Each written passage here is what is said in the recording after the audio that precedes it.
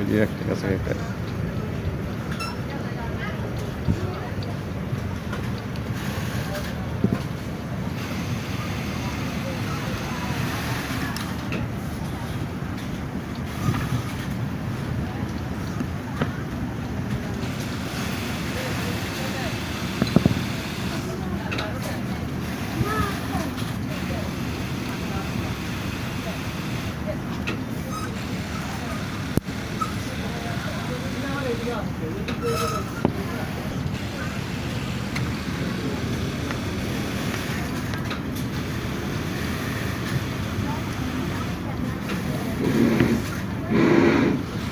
নুরুজ্জামান সাহেব পানি খাইয়া মাথা ঠান্ডা করেন, তারপরে মেশিন দুটো তাড়াতাড়ি ঠিক করেন।